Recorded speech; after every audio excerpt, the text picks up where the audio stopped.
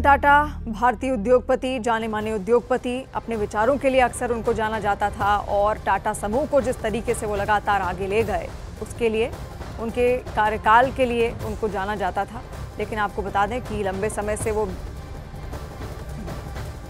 से वो बीमार भी चल रहे थे, जिसके बाद उनको ब्रीच कैंडी अस्पताल में भर्ती कराया गया और आज 86 साल की उम्र में उन्होंने अंतिम सांस ली है।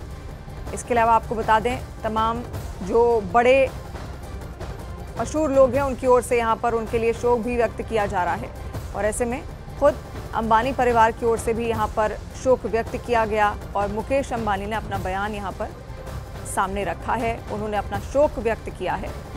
इसके अलावा प्रधानमंत्री नरेंद्र मोदी का वो ट्वीट भी हमने आपको दिखाया था, जहाँ पर उन्होंने असाधारण व्यक्ति यहाँ पर बताया रतन टाटा को, उनकी ओर से शोक व्यक्त किया गया। हमारे तमाम सहयोगी लगातार हमारे साथ जुड़ रहे हैं और इस वक्त हमारे सहयोगी सपना हमारे साथ जुड़ रही हैं। सपना, उद्योग जगत के लिए बहुत बड़ी क्षति यहाँ पर है, ख़ासतौर पर अगर टाटा ग्रुप्स की बात करें, टाटा कंपनीज़ की बात करें तो बहुत बड़ी क्षति उनके लिए, एक बहुत बड़ा शून्य।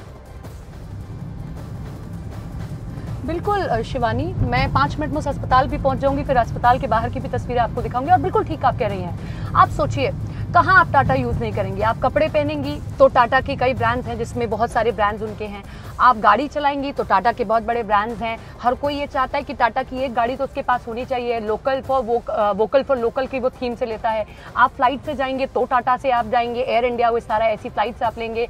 आप बाकी चीज़ों में जाएंगे तो टाटा से। मतलब आप समझिए कि एक छोटा एंटरप्रेन्योर से लेके बड़े एंटरप्रेन्योर तक का उनका सोचना था, जो मैंने पहले भी कहा। और वो ये सोचते थे कि हमें हर क्लास को आपको सुविधाएं देनी है। और ये आज से नहीं है शिवानी, उनकी एक किताब है द स्टोरी ऑफ टाटा, जिसमें उन्होंने इस बात का जिक्र किया कि कैसे मुझे हर वर्ग के लिए सोचना है। और शायद यही सोचते हुए नैनो गाड़ी का उन्होंने इजाद किया था। और इसी के साथ साथ उन्होंने बोर्ड मीटिंग में इस बात को कहा था कि आने वाले समय में मैं बोर्ड मीटिंग को छोड़ दूंगा। क्यों? क्योंकि मैं उस परंपरा को चलने नहीं देना जा सकता हूं। और इसी के साथ में उस किताब में इस बात का जिक्र है कि मुझे वो ब्रांड्स खोलने हैं, वो चीजें खोलनी है जिसका आगे आम व्यक्ति तक भी लाभ मिल सके। मैं नहीं चाहता कि एक ही व्यक्ति को, एक ही वर्ग को लाभ मिलता रहे। आमतौर पर उद्योगपति शिवानी ये सोचते हैं कि हम हमारा एक जो वर्ग है ना, हम उसको टारगेट करेंगे, हम लग्जरियस ब्रांड्स ही निकालेंगे। लेकिन टाटा के साथ ऐसा नहीं था। रतन टाटा ऐसा नहीं सोचते थे। उनका यही सोचना था कि हम छोटे से लेकर बड़े आदमी तक को हर किसी को सुविधा देना चाहते हैं। रही बात एक व्यक्तिगत पहचान की, रतन टाटा की पहचान एक उद्योगपति के तौर पर ही नहीं थी। व्यक्ति ये भी सोचता है कि हर एक व्यक्ति को रतन टाटा जैसा आदमी बनना चाहिए, जो अवार्ड्स का भूखा नहीं है, जिसको अवार्ड नहीं चाहिए, जो आज भी चलने की स्थिति में ना रहे, लेकिन अगर किसी ने उनको इनवाइट किया है अपने फेलिसिटेशन प्रोग्राम में, अपने किसी भी प्रोग्राम में, तो वो जाते थे। क्यों? क्योंकि उनको बच्चों से लगाव था। वो ये चाहते थे कि आने वाली पीढ़ी को कुछ चीज़ें दी जाए, बताया जाए, समझाया जाए। आज़ादी के वक्त में उनका बड़ा योगदान रहा। जिस वक्त अंग्रेज भारत छोड़कर गए, उस वक्त कॉटन जो है एक ऐसा उद्योग था जो आगे बढ़ने वाला उद्योग था, जिसके बारे में सबसे ज़्यादा अंग्रेज़ों को ही मालूम था। उन्होंने इंडिगो सिस्टम्स को शुरू किया कि कैसे जो है चीज़ों को आगे मैनेज किया जाए। लेकिन रतन टाटा और टाटा कंपनी को ही मालूम था, तो टाटा कंपनी ने इसको आगे बढ़ाया और रतन टाटा को उसमें सबसे बड़ा योगदान रहा है। मैं मुंबई का जिक्र कर रही हूँ और थोड़ी देर में मुझे लगता है, कितना टाइम लगेगा दादा? और 5 मिनट और 5 मिनट में मैं अस्पताल पहुंच जाऊंगी, आपको अस्पताल की तस्वीरें दिखाऊंगी। ये मुंबई की सड़कें इस बात की गवाह हैं। यहाँ से बहुत सारे उद्योगपति निकले और उनमें से उद्योगपति एक रतन टाटा भी रहे हैं। उनमें से एक उद्योगपति टाटा भी रहा है, टाटा पूरा परिवार रहा है, जिसने यहाँ पर बहुत उद्योग किए, जिसने यहाँ पर कॉटन का उद्योग किया, जिसने यहाँ पर मील्स बाकी लगाए हैं, जिसने यहाँ पर कई बड़े फ्रेंचाइजी, जो ताज जिसने एक नासूर झेला था उस आतंकवाद का, उस टाटा कंपनी ने ही उस ताज की छवि को लौटेंगे आपके पास। यहाँ पर एक बार आप ब्रीच कैंडी अस्पताल पहुंच जाएं, तमाम जानकारी हम आपसे बेशक यहाँ पर लेंगे। लेकिन इस बीच आपको बता दें, रतन टाटा के परिवार की ओर से भी एक बयान यहाँ पर जारी किया गया है। पहली तस्वीर जो आप देख रहे हैं वो उनके बयान की ही तस्वीर है, क्योंकि पूरे परिवार के लिए भी बेहद ये इस वक्त शोक का समय है। और ऐसे में तमाम जो बड़े विशिष्ट लोग हैं उनकी ओर से भी यहाँ पर उनके शोक व्यक्त किया जा रहा है। उनकी ओर से भी हमने प्रधानमंत्री नरेंद्र मोदी का वो ट्वीट भी आप तक यहाँ पर पहुँचाया और अब रतन टाटा के परिवार की ओर से भी एक बयान यहाँ पर जारी किया गया है। 86 साल की उम्र में अंतिम सांस यहाँ पर ली गई रतन टाटा की ओर से। 1937 में उनका जन्म हुआ, मुंबई में ही जन्म हुआ। उसके बाद वहीं मुंबई में ही उनकी पढ़ाई लिखाई यहाँ पर हुई और पढ़ाई लिखाई के बाद फिर वो यूएस चले जाते हैं। यूएस में फिर आगे की पढ़ाई करते हैं और उसके बाद वापस जब भारत लौटते हैं तो टाटा कंपनीज की टाटा ग्रुप की कमान उनको यहाँ पर सौंपी जाती है। इसके अलावा भारतीय उद्योगपति मुकेश अंबानी की ओर से भी बयान जारी किया गया है। उन्होंने अपने बयान में कहा कि ये भारत और भारतीय उद्योग जगत के लिए बहुत दुखद दिन है। रतन टाटा का निधन सिर्फ टाटा समूह के लिए ही नहीं बल्कि हर भारतीय के लिए एक बड़ी क्षति है। व्यक्तिगत स्तर पर रतन टाटा के निधन ने मुझे बहुत दुख पहुंचाया है क्योंकि मैंने एक प्रिय मित्र को खो दिया है। उनके साथ मेरी प्रत्येक बातचीत ने मुझे प्रेरित और ऊर्जावान बनाया और उनके चरित्र की महानता और उनके द्वारा अपनाए गए उत्कृष्ट मानवीय मूल्यों के प्रति मेरा सम्मान बढ़ाया। रतन टाटा एक दूरदर्शी उद्योगपति और परोपकारी व्यक्ति थे जिन्होंने हमेशा समाज की भलाई के लिए प्रयास किया। श्री रतन टाटा के निधन के साथ भारत ने अपने सबसे शानदार और दयालु पुत्रों में से एक को खो दिया है। श्री टाटा ने भारत को दुनिया भर में पहुंचाया और दुनिया की सर्वश्रेष्ठ चीज़ों को भारत में लाया। उनने टाटा घराने को संस्थागत रूप दिया और इसे एक अंतर्राष्ट्रीय उद्यम बनाया, जिसने 1991 में चेयरमैन का पद संभालने के बाद से टाटा समूह को 70 गुना से अधिक बढ़ाया। रिलायंस, नीता और अंबानी परिवार की ओर से मैं टाटा परिवार और पूरे टाटा समूह के शोक संतप्त सदस्यों के प्रति अपनी हार्दिक संवेदना व्यक्त करता हूं। रतन, आप हमेशा मेरे दिल में रहेंगे। ओम शांति। मुकेश अंबानी की ओर से ये बयान यहाँ पर सामने आया है और ऐसे में प्रधानमंत्री नरेंद्र मोदी ने भी यहाँ पर अपना शोक व्यक्त किया और पूरे देश में इस वक्त शोक की लहर है। उद्योग जगत के लिए एक शून्य है रतन टाटा का जाना। 86 साल उनकी उम्र थी और 2 से 3 दिन पहले ही उनको अस्पताल में भर्ती कराया गया था, तब जब उनको सांस लेने में कुछ तकलीफें यहाँ पर महसूस हो रही थी। इस बीच पूरा देश जब उनको याद कर रहा है तो ये तस्वीरें याद करना भी बेहद ज़रूरी हो जाता है। जिस तरीके का उनका कार्यकाल रहा, लगातार जो टाटा ग्रुप्स था वो नए आयाम छूता रहा और हमेशा जो उनका विजन था वो कैसे निचले तबके तक के इंसान तक भी पहुंचना है, कैसे आम आदमी तक भी उनकी पहुंच रहे, उसके बारे में भी वो हमेशा सोचते थे। बेशक हर उद्योगपति अपनी कंपनी के बारे में तो सोचता ही सोचता है, लेकिन क्योंकि दयालु स्वभाव के थे रतन टाटा, ऐसे में अपने दयालु स्वभाव की वजह से, अपने परोपकारी स्वभाव की वजह से वो कभी भी आम आदमी के बारे में सोचना नहीं छोड़ते थे और इसी वजह से उनके तमाम विजन्स में कई बार आम आदमी को भी आसानी से देखा जा सकता था कि किस तरीके से उसकी सफलता के बारे में भी वो हमेशा से विचार अपने दिमाग में रखते हैं और उसी के तहत वो लगातार काम करते थे। इसका सबसे बड़ा उदाहरण है खुद टाटा नैनो। टाटा नैनो जब लॉन्च की गई थी तो इसी विजन के साथ उन्होंने लॉन्च की ताकि जो आम इंसान है, जो आम आदमी है, जो 4 पहिया वाहन तक नहीं पहुंच पाता या उसकी पहुंच इतनी नहीं हो पाती कि वो उसको खरीद पाए, तो उस तक भी वो गाड़ी पहुंचे और 4 पहिया वाहन में अपने परिवार के साथ वो भी सफ़र कर पाए। इस विजन के साथ वो टाटा नैनो को लेकर आए थे। तो तमाम तस्वीरें लगातार उनकी हम आप तक यहाँ पर आपको दिखा रहे हैं। इसके अलावा आपको ये भी बता दें कि मल्लिकार्जुन खड़गे, कांग्रेस अध्यक्ष, उनकी ओर से भी रतन टाटा के निधन पर यहाँ पर शोक व्यक्त किया गया है। सीएम योगी की ओर से भी शोक व्यक्त किया गया और जहाँ पर उनकी ओर से शोक तो व्यक्त किया गया, साथ साथ आपको ये भी बता दें प्रधानमंत्री नरेंद्र मोदी का ट्वीट भी हमने कुछ देर पहले यहाँ पर आपको दिखाया था। कांग्रेस अध्यक्ष मल्लिकार्जुन खड़गे का भी ट्वीट यहाँ पर सामने आया है जहाँ पर उन्होंने शोक व्यक्त किया है क्योंकि एक बहुत बड़ा शून्य है पूरे भारत के लिए, पूरे उद्योग जगत के लिए, क्योंकि कई लोगों के लिए प्रेरणा थे। न केवल वो अपनी हमसफ़र उम्र के लोगों को प्रेरित करते थे बल्कि उसके अलावा जो भारत का फ्यूचर जिनको कहा जाता है, जो युवा पीढ़ी है, उसको भी वो अपने विचारों से प्रेरित करते थे।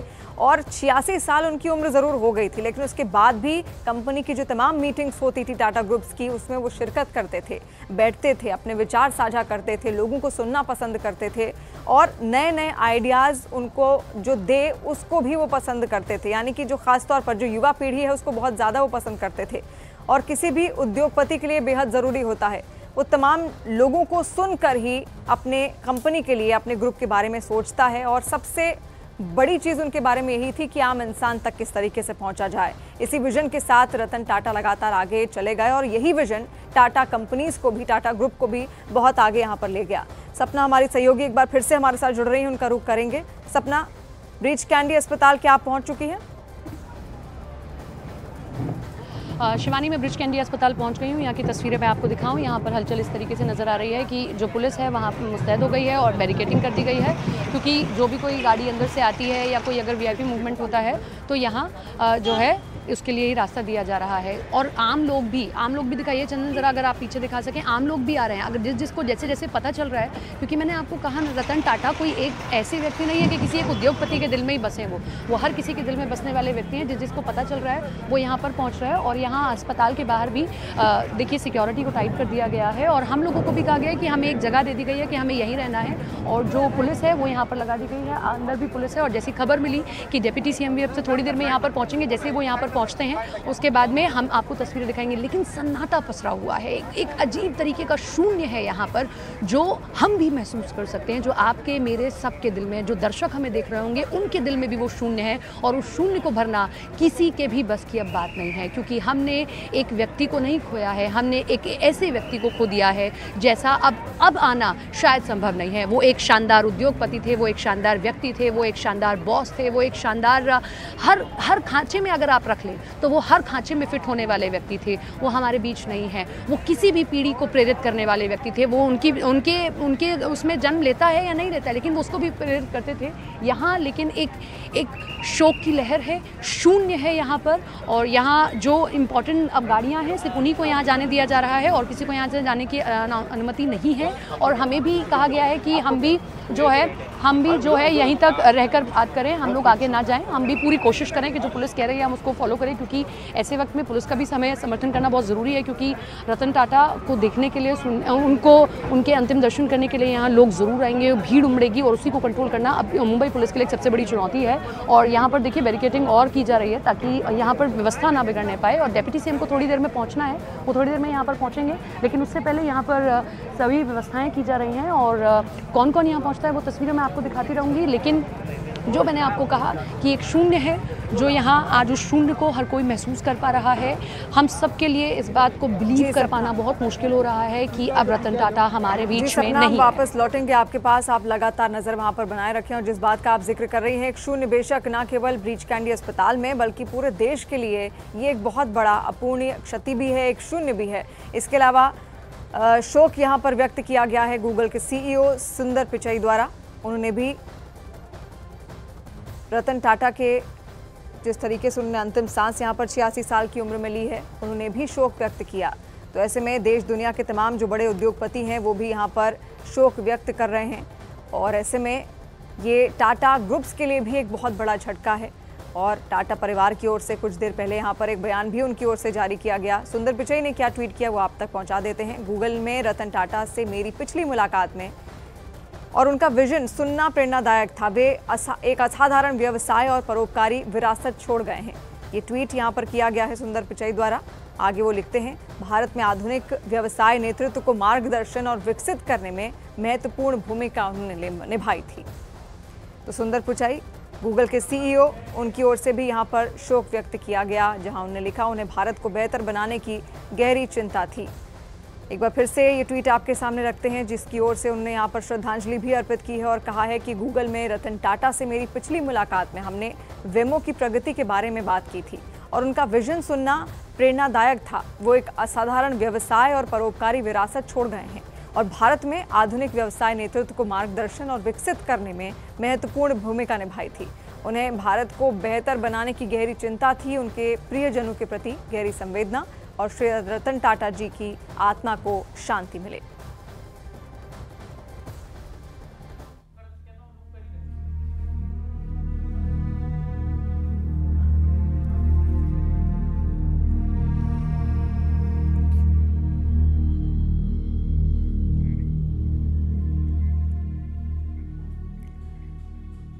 तो रतन टाटा ने यहाँ पर 86 साल की उम्र में अंतिम सांस ली है। ब्रीच कैंडी अस्पताल में उनको 2 से 3 दिन पहले ही भर्ती करवाया गया था। उस वक्त उन्हें सांस लेने में कुछ तकलीफें महसूस हो रही थी, जिसके बाद उनको तुरंत अस्पताल भर्ती कराया गया। 2 से 3 दिन तक, सोमवार का वो दिन था जब उनको अस्पताल में भर्ती कराया गया था। उसके बाद से इलाज उनका वहाँ पर लगातार चला। इलाज के दौरान भी तमाम तरीके की अटकलें उस वक्त खबरों के जरिए निकलकर सामने आ रही थी, लेकिन एक ट्वीट फिर बाद में उनकी ओर से किया गया, जहां पर इन तमाम अटकलों पर विराम लगता हुआ जरूर दिखा। लेकिन आज ये खबर सामने आती है कि ब्रीच कैंडी अस्पताल में 86 साल की उम्र में अंतिम सांस रतन टाटा की ओर से यहाँ पर ली गई है। एक मशहूर उद्योगपति, एक महान उद्योगपति और महानायक अगर उनको कहा जाए तो ये भी गलत नहीं होगा, क्योंकि वो देश की जनता के दिलों में रहते हैं, आज भी वो बसते हैं, अपने काम के लिए वो जाने जाते हैं। और इसी वजह से टाटा ग्रुप्स का जो नाम है वो ना केवल देश में, ना केवल देशवासी बल्कि दुनिया भर के तमाम लोग टाटा ग्रुप्स को विश्वसनीयता के तौर पर देखते हैं। अगर कोई विश्वसनीय कंपनी है